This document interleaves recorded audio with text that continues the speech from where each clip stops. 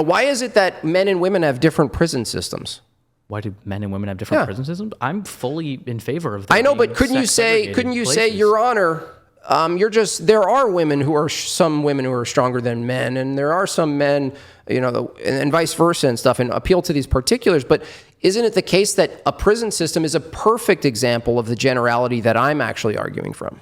Sure, but now you're making ought claims. On what basis are you making ought claims? I didn't make an ought claim. Well, you're saying men and women ought to be in different I said descriptively the case, there's a reason why they are. But that reason is based in an ought claim. Of course it is. Do we have a duty to keep women away from outside of men's prisons? Do we have a duty? Yeah. I mean, I think a society should. From your point of view, I think what you're doing is you're specifying duties really specifically. The duty is not to keep women out of men's prisons. The duty is to keep vulnerable people who are more vulnerable. Women. Not always necessarily. I don't think we should. Who commits more aggressive acts against? Of course, it's men. I'm not arguing that it's not men, but I think that in principle we should keep a man that is weaker away from a woman who is a serial killer. Well, that's a particular. I'm talking about prisons, though. So why is it in your ideal feminist society? Why is it that if you're fighting for equality, why is it you still have separate prisons? What do you mean? Well, here's the thing that I put in my feminism thing. We're not denying that there are disparities or differences. We don't deny that there's disparities or differences between groups of men. Mm. That doesn't mean that we think that I still ask you why, though. What? The question was, why in your society are you obligated, from your perspective you're arguing tonight, to keep prisons separate? Wait, who is obligated? Society as a whole? Is your ideal society? Look, it's Oliver's world right now. Oliver is saying feminism is good for society. That means there's a type of society that appeals to feminism and practices it. I'm asking you from an outsider. Pretend I'm like I'm visiting, and I'm like, why do you guys separate your prisons? What's your answer? I think we should largely separate prisons because, there are differences between men and women. And I think that men, if men are, especially men who are violent, especially men who are in prison, who have shown a lack of care for the safety of those around them, I think we should also ensure that men aren't hurting other men in prison either. Okay.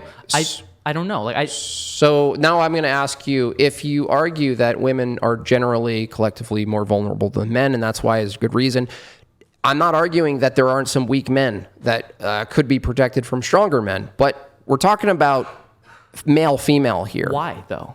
Why are we talking about Why don't we go... Because you are creating two categories, and I'm saying that... Do they exist? Of course the categories exist, but you are making the claim that because Y is weaker than X, right? As a general rule. As a general rule, Y is weaker than X. Therefore, we have an obligation. We should, have separate prisons or something like that. Why can't we do that intragender, if that makes sense? Well, if you agree that there's a good reason to have women and men's prisons separated, then I'm going to ask you, where's the threshold where you no longer follow that rule outside of the prison? What do you... I'm asking, where else in society are you willing to separate the women for the same reason? Willing to separate women for the same reason? Yeah. I don't know. For instance, let me give you a particular example. Is it better in your ideal feminist society that a weak woman is at home with her children and her husband at 11:30 p.m. or signing out of her penthouse office with her lanyard coming down the elevator at 11:30 p.m., potentially the victim of a male crime? I think you are reducing what is best for women like a homogenous level or a group that's going to be best just one for example. Each of them. No, I don't. What's better? Well, you're saying what's better because you're assuming that this woman is going to be assaulted or something like that. No, I would rather not have a woman get assaulted, of course. Hold on. What's more likely, though? No, but the solution to that problem is not to say, okay, we need to keep all women in the home because men can't stop raping them. That's not really how we should operate society. Well, actually, the fact that it's mostly men raping women goes to my point that the specific argument tonight, it comes back to the force doctrine every single time. It's never the case where you're going to be collectively writing rules and basically making society around this view that we should protect men from women ever, right? We should protect men from everyone. But no, I'm saying generally speaking, we don't structure society in a way that gears toward the concern of women aggressing men. It's usually the other way around, right? I mean, I think we should do both. Like, I don't know. Like, I feel like a consequence of the patriarchy and these norms that we have is that men can't be victims of abuse. Men can't be physically abused by women, and I think that's a problem. We should not have that. If a man is persistent is subject to persistent physical abuse, that should be taken seriously by a woman. Do you think that with enough manpower we can take down the patriarchy? With enough manpower?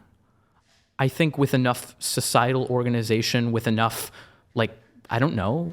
Yeah, work, we can do it, of course. We can restructure society. Of course we can restructure society. So with enough manpower, we can restructure away from the patriarchy? With enough change, we can get away from the patriarchy. I don't know, like, you're arguing that, like, because men have to do it, therefore it's invalid or something. Well, that's kind of what I'm asking is, like, if I ask someone with enough manpower and resources, could you take down the thing that's literally going to be mirroring what you're aggregating in resources? In other words, to take down the patriarchy, you need to find a bunch of strong people to fight against this bunch of strong people. And the bunch of strong people you're going to find are going to look exactly like the collection of people you're going to be fighting against. So sure, it's never the case where you go, let's revolt against this tyrannical body of men who are impeding on our rights. You never go out and knock on the doors and grab the women first.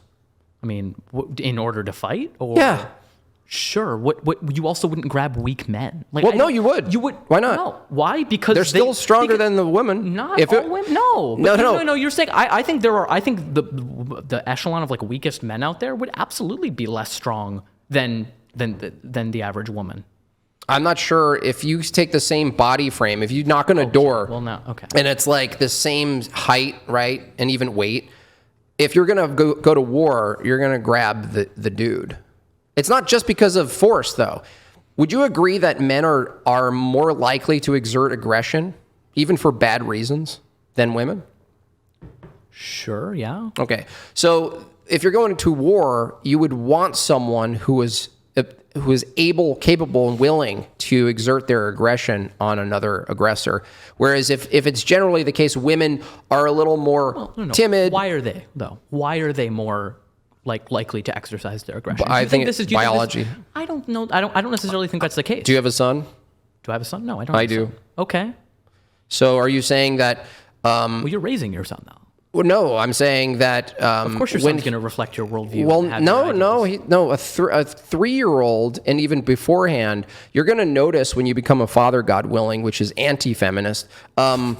You're going to see that there's a clear distinction between boys and girls in their very instinct and the way they even behave and express themselves. And the aggressive ones, the males, are aggressive. You just see it right in front of you. That is not necessarily the case for all boys whatsoever. I didn't say all. I said generally speaking. Wait, but you're also raising your son specifically. Everything you do is in a gendered sense. You're raising your son to be what your version of a man is. You don't think we should affirm gendered society? I don't necessarily think we should tell people that there's a correct way to be a man or a correct way to be a woman. So no, I don't think that we should raise our sons to be aggressive, to show their, like I don't know, like that aggression is a good way to get what you want or something like that. Well, I'm not saying that, but ultimately aggression and violence is an excellent way to get what you want. It works better. It's more critically. Sure. It's a critical path. Would you rather your son, primarily when he has a disagreement with someone, like at school or something like that, get into a fist fight with the kid, or would you rather have him have the communication skills to be able to talk that disagreement out? Well, in that instance, the ideal is to keep him in a system, right, than to fight. We're not talking about whether or not violence is useful every time. Now, is it more often useful or not? Change it. No, is it more often useful or we're talking about maintain. The reason this came up is we're talking about maintaining society. For instance, let's take another thing. Would I rather the security guard at my school use force to stop an aggressor or talk to them nicely like the teacher does. So wait, it would depend on the situation because That's right. But I do absolutely think that in a lot of these situations, de-escalation can be effective and be more effective than just Violence is great de-escalation. no, it's not. Yes, it is. You're Are you serious? No, wait a second. You're one, assuming that the violence will be successful in its aim, and two, that it won't have other ramifications. I think a society that always deals with its problems violently will actually have worse consequences. I don't think we should encourage kids to beat the shit out of each other. Nobody's saying that. Every time, but that's what you're saying. No, I'm not. What, violence is a very effective way to get what you want. I didn't say they ought. I described that it is. You keep confusing ought and descriptions. No, but first off, I actually don't think it is because it can become self-defeating. If your way of always resolving conflict is resorting to violence, people will be less likely to associate with you. People will be less likely to be around you. Yeah. Really? Okay. So, but if you extrapolate that out, because we're talking about societies right now, is society better with feminism? Is feminism good for society, right? Yes.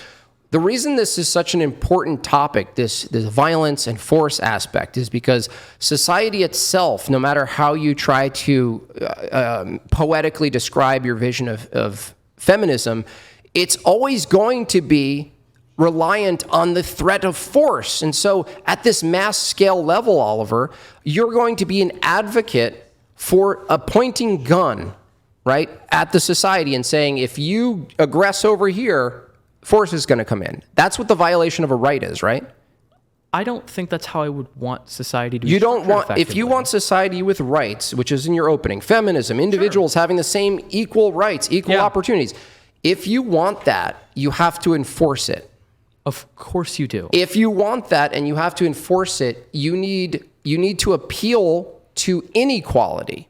It's a contradiction. What do you mean you have to appeal to inequality? Everyone has to appeal to inequality all the time in order to get what they want. Specifically with sexes. No, wait a second. No, because then every man has to appeal to someone who is stronger than him. Who's a man. Unless, then all men are at the mercy of the man who is stronger That's right, than them. patriarchy. That's descriptively the case. Now that you admit that that's actually true, and I conceded that that's true. Why does that matter? I'm saying it matters because if you advocate for a feminist society, you're actually, I would argue that rights themselves, feminism is actually sexist, ironically, because feminism, assuming rights, assumes there's a body of men who are going to defend those rights. They don't have the obligation to do that. Of course people have an obligation to defend those. Under feminism, why? Why? Yeah. I just think in general, everyone should have an obligation to defend those. Who cares what you think? Sure. If you don't have any sort of empathy or care for anyone else other than yourself. Empathy isn't it, dude. I've seen a video you did. Empathy is an involuntary signal that is perhaps what someone else is experiencing. That doesn't tell you what you ought to do. You're in a debate now arguing feminism is good for society. I bring in what's necessary to keep the good in society and highlight force. I ask you point blank under your feminist view, do men have the obligation morally, ethically, to uphold law that provides the playground you call feminism, feminist freedom? They're men. Society in general has an obligation, I guess, to maintain itself. But it doesn't follow from that every man has an obligation to uphold society. I didn't say every man. Well, then this doesn't have any bearing. It does have bearing because we're talking about a collective, right? We're choosing the people who already exist right now. Let's choose the stronger men. There's a bunch of strong men right now. Let's choose the men that can actually enforce their will. There's a bunch of men right now who are really strong. Yes. They're in uniforms. Yes. Yep. They have to be trained. They're in uniforms. Sure. Cops, probably too unhealthy for my taste. But let's just say they're all fit. Okay. They're in a position where they come in and there's a man or a woman being assaulted by someone. Okay. Under your system of feminism, because it has to be from a feminist view, why does the collective of mostly men who are the enforcement arm, why do they have an obligation to defend anybody?